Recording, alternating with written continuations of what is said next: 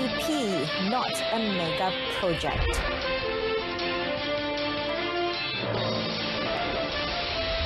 Home Ministry to meet Dong Jong on Johor chapter deregistration.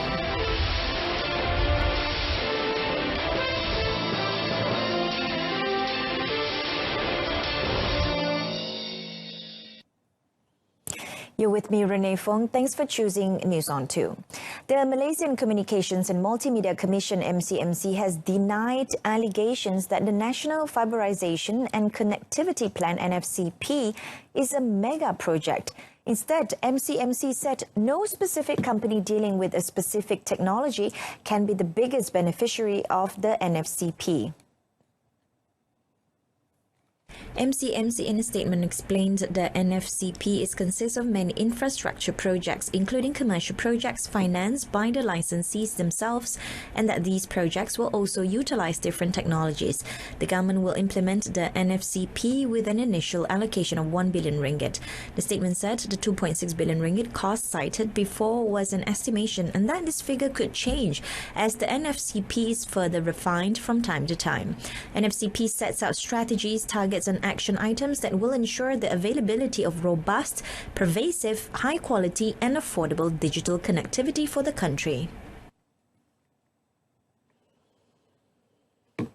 Home Minister Tan Sri Muhyiddin Yassin will be meeting the representatives of the Johor Chinese School Managers and Teachers Association that was deregistered last month. Speaking in the press conference, Tan Sri Muhyiddin confirmed that the deregistration of the Johor chapter of the association, a member of Dong Jong and also part of the United Chinese School Committees Association of Malaysia, was due to internal problems related to its legality and members' charter.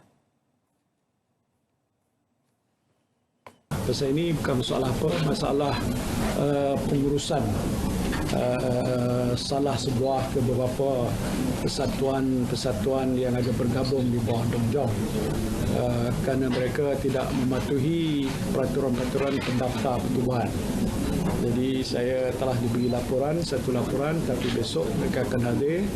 Saya akan jemput pendaftar pertubuhan bersama-sama dan lihat apa yang boleh dilakukan supaya mana yang boleh diperbetulkan, kita perbetulkan.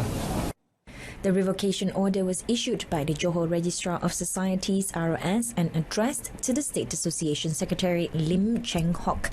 Copies were also sent to the association's chairman Tan Tai Kim, who is also Dong Jong's chair, its treasurer Yu Chin Yen, and also the director of the Johor Bahru Insolvency Department. The order was dated 8th August and was signed by Yap Chu Shun, representing ROS.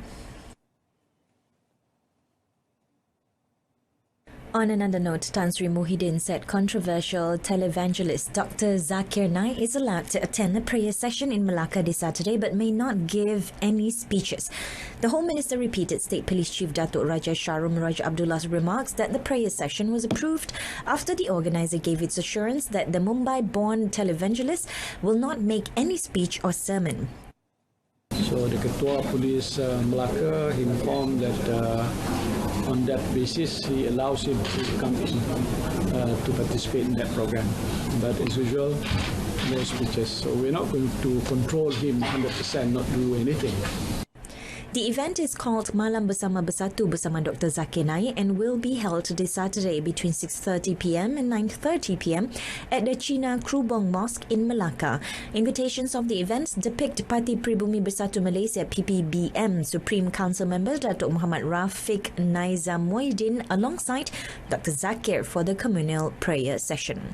Last month, Melaka Chief Minister Adli Zahari gave a statewide directive banning Dr. Zakir from speaking publicly in Melaka, following the nationwide controversy sparked by the preacher's speeches and sermons during an event in Kelantan in August. The Royal Malaysian Police PDRM has proposed a more severe sentence, such as whipping against criminals involved in wildlife poaching activities. Inspector General of Police Datuk Sri Abdul Hamid Badur says he will send the recommendation to the Legal Affairs Division for tougher penalties against such offenders as an initiative to combat the issue of poaching and wildlife trafficking in the country. Mengambil kesempatan ini untuk merakamkan. Datuk Seri Abdul Hamid said the police will also mobilise elements under the Internal Security and Public Order Department KDNKA, including the Air Branch and Marine Police through the Op Bersepadu Khazanah to assist the Wildlife and National Parks Department to combat wildlife crime in the jungle, air and sea. He said the operations, previously coordinated by the Crime Prevention and Community Safety Department JPJKK, is also boosted by the expertise of the elite Senoi Prague team of Battalion 3 and the General Operations Force from Battalion 18, which is under KDNKA, comprising the Orang Asli who are highly skilled and capable of tracking down enemies in the forest. Cawangan khas, ya, special branch juga, satu bahagian di dalam special branch di bawah seliaan Datuk Seri Akril juga akan bertanggungjawab untuk mendapatkan, mengumpulkan semua maklumat daripada kampung-kampung, mukim-mukim, daerah-daerah, ya, tentang kegiatan rompak-perompak ni tadi. Dan maklumat tersebut, intelijen tersebut akan disalurkan kepada sekretariat, dan selepas itu ia akan satu operasi akan digerakkan, operasi bersama dengan pihak perlitan.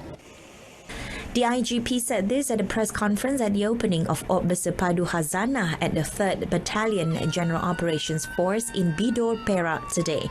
He said 13 routes that were believed often used by smugglers of wildlife and forest resources throughout the country have been identified, including in Sabah and Sarawak, Padang Besar in Perlis, Bukit Kayu Hitam in Kedah, Pangkalan Hulu in Perak, Rantau Panjang and Bukit Bunga in Kelantan, Sungai Besi Southern Integrated Terminal in the Federal Capital, and the Kuala Lumpur International Airport.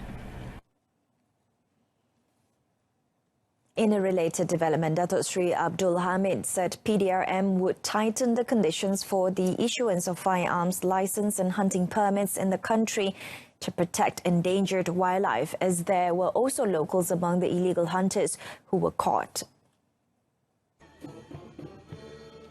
The IGP said a total of 7,400 of the nearly 30,000 who obtained firearms licenses were given hunting permit, so PDRM will tighten the terms and conditions of issuing the permit by revoking the permits of those who are no longer relevant to prevent them from being used to hunt animals in the forest. Saya akan pastikan, ya, syarat-syarat ini diperketatkan, dan di mana ada pemegang-pemegang lesen yang sudah tidak relevan lagi, ya, dulu dia mempunyai sebidang tanah untuk melindungi tanamannya daripada pemusnah-pemusnah ni tadi, tetapi tanahnya sudah tidak ada lagi. So senjata api ini lesennya akan dibatalkan dan senjata api itu akan ditarik balik. Datuk Seri Abdul Hamid also called on the public to cooperate with the authorities and provide the necessary information if they come across any irresponsible activities in their area. The remains of RTM Mandarin News editor Chin Kian Hua, who was killed during a tree tragedy at Lata Hammer Bentong Pahang, was cremated today at Kwong Tong Cemetery in Kuala Lumpur. Communications and Multimedia Minister Gobind Singh Dio was among those who were present to pay their last respects. The late Chin, who had served in RTM since August 1999, was described as committed, enjoyed mountain climbing and camping activities as well as part-time tour guide. Sampaikan ucapan takziah daripada seluruh kementerian RTM pada mendiang. Kita dengar berita ini sangat mengejutkan. Saya tidak sangka akan berlaku sesuatu sebegini. Dan di dalam perkara ini kita lihat isteri beliau juga tercedera. Saya baru jumpa dengan beliau. Beliau telah pun melalui pembedahan dan sekarang dalam proses kesembuhan. Jadi saya harap beliau akan cepat sembuh dan kita boleh bincang bagaimana boleh bantu beliau dan seluruh keluarga. Also present were Chin's wife, who sustained leg injuries, his 2 children, close families and friends. On Saturday, the camping trip for 25 friends on a weekend getaway turned tragic after a tree uprooted and felled on 2 of them at Lata Hammer Waterfall in Bentong. Prime Minister Tun Dr. Mahathir Mohamad held a bilateral meeting with his Cambodian counterpart, Hun Sen, today. On arrival at the Prime Minister's office at the Peace Palace, Phnom Penh, Tun Dr. Mahathir inspected a guard of honor mounted by Cambodian armed forces. The bilateral meeting focused on the initiatives to strengthen Malaysia-Cambodia bilateral cooperation as well as regional and international issues of mutual interest to the two countries. Both premiers also lead a delegations meeting which includes several ministers and government senior officers. Among others are Minister of International Trade and Industry, Datuk Daryl Liking, Foreign Minister Datuk Saifuddin Abdullah and Malaysia Ambassador to Cambodia, Eldin Hussaini Muhammad Hashim. Also present, Economic and Finance Minister of Cambodia, Aun Ponirot, and Cambodian Tourism Minister Dr. Tong Kon. The discussion touched on strategic cooperations, economic relation and tourism.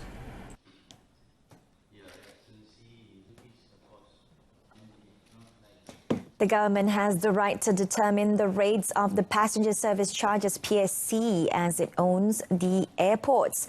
Transport Minister Anthony Lok Siu Fuk pointed out that Malaysia Airports Holdings Berhad MHB is the operator and Malaysian Aviation Commission MAVCOM is the regulator, and both are government-linked entities.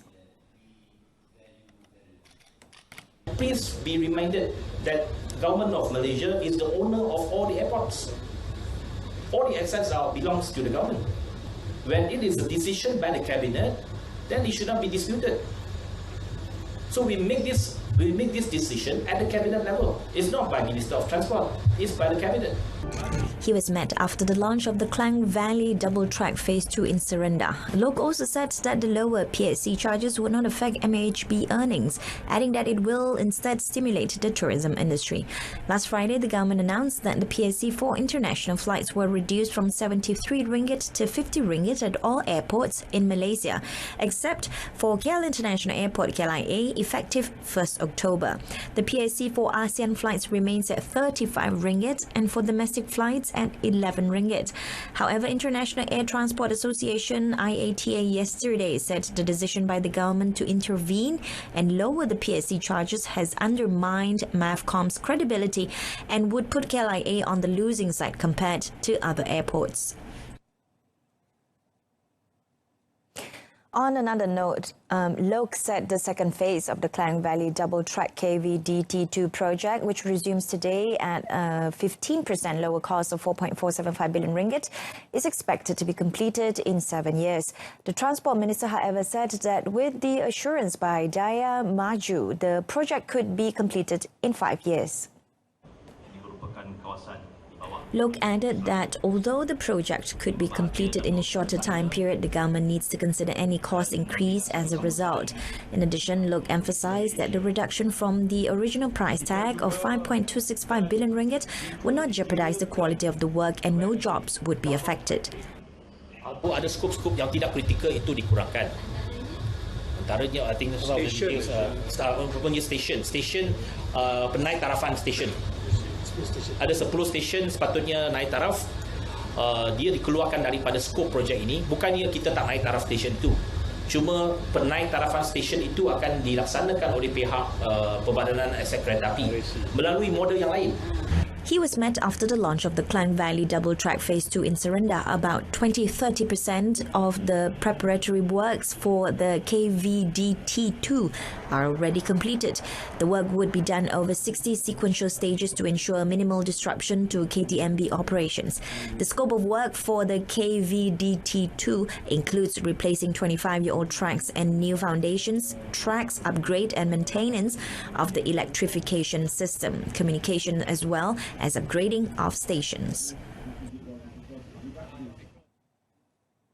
AirAsia Group Berhad is expected to introduce a biofuel-powered flight in the future as the airline initiated research and developments R&D into aviation biofuels supported by Airbus SE. Group Chief Executive Officer Tan Sri Tony Fernandez has expressed interest to explore the production of alternative and sustainable aviation biofuels in Malaysia. Market observers believe the move is likely to cut the group's jet fuel costs and reduce carbon emissions. Tan Sri Fernandez said aviation biofuels R&D requires a lot of work involving comprehensive studies on how the alternative fuel burns compared with the conventional kerosene jet fuels. He said technical support from airframe maker Airbus would facilitate the airline's initiative to develop its aviation biofuels. Airbus had last Friday announced it would increase participation in the Aerospace Malaysia Innovation Centre (MIC) to provide more funds for joint research programs. Airbus is also one of MIC founders, which is set to appoint an innovation technical director to support the non-profit organisation, including into aviation biofuels in Malaysia.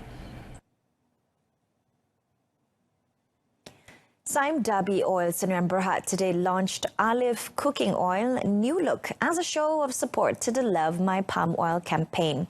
Certified by Roundtable on Sustainable Palm Oil RSPO, its production involves processes which are not damaging to the environment and biodiversity.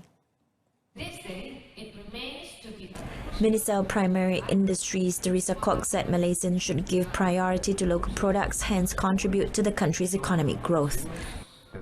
Actually, from the label itself, that you can see that it has a lot of information, and this is good for consumers. Good for consumers, so when they buy, they know that this oil can fry up to 3 times, and also low cholesterol, and also with vitamin E to glutathione. So all information is here. She was met after the launch of Olive's new label in Kuala Lumpur. The new look Olive Cooking Oil features the Love My Palm Oil logo as a show of support towards the government's campaign, an effort to rally Malaysians to understand benefits of palm oil as well as its contribution to the nation. In another development, Teresa said consumers' awareness on the benefit of red palm oil had increased, indicating their high consciousness for better health. And that concludes this evening's news on 2. In our top story, no specific company can be biggest beneficiary of the NFCP. Join us again at 12:30 tomorrow afternoon. I'm Renee Fong. Stay tuned to TV2. Have a pleasant evening.